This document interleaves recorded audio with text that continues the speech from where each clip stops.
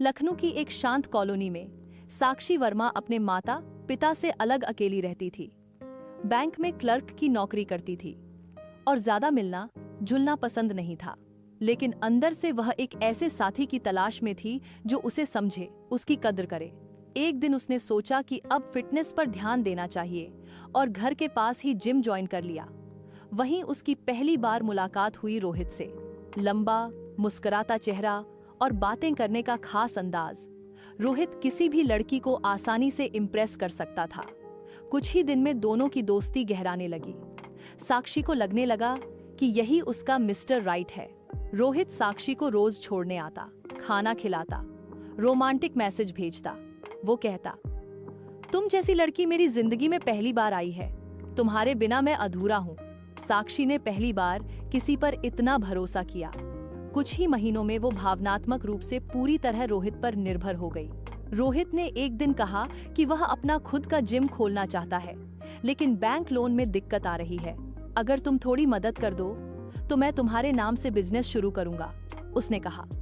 साक्षी ने बिना सोचे समझे अपनी सारी सेविंग्स, करीब 2.5 लाख रुपए, उसे दे दिए। उसके बाद सब कुछ बदल गया। फोन उठाने में देरी, बहाने, मीटिंग्स, बिजी लाइफ। और फिर एक दिन साक्षी ने देखा, रोहित के फोन पर बार बार एक नाम फ्लैश हो रहा था, नेहा हार।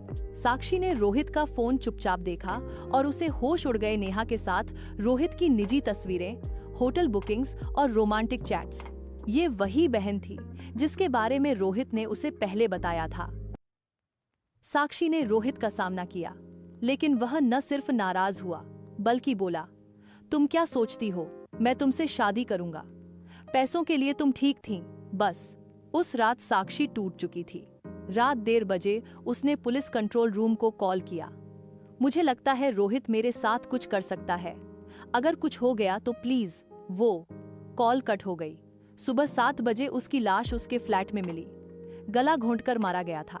इंस्पेक्टर दिनेश यादव को यह केस सौंपा गया। सबसे पहला क्लू, आखिरी कॉल। फिर रोहित की कॉल डिटेल्स और मोबाइल लोकेशन ने पुष्टि की, वह उस रात साक्षी के घर गया था। फॉरेंसिक रिपोर्ट बताती है कि मौत रात 1:30 बजे के आस पास हुई। रोहित ने पुलिस को बताया, मैं उससे मिलने गया था, पर वो जिंदा थी जब मैं निकला। लेकिन पुलिस को यकीन नहीं हुआ। जांच में खुलासा हुआ कि रोहित और नेहा पहले भी कई लड़कियों से पैसों के लिए फ्रॉड रिलेशनशिप्स कर चुके थे। सोशल मीडिया पर लड़कियों को फंसाना, प्यार का नाटक करना और फिर पैसा ऐंठना, यही उनका खेल था। साक्षी उनके लिए सिर्फ एक और शिकार थी। लेकिन जब उसने पुलिस में जाने की धमकी दी तो उन्होंने उसे हमेशा के लिए चुप करा दिया। कोर्ट ने रोहित और नेहा को उम्र कैद की सजा सुनाई। साक्षी की मां ने कहा, काश मेरी बेटी ने पहले पहचान लिया होता कि प्यार और जाल में क्या फर्क होता है। प्यार में भरोसा जरूरी है, लेकिन आंख बंद करके नहीं। सोशल मीडिया और मीठी बातों के पीछे क्या छुपा है, जानना जरूरी है।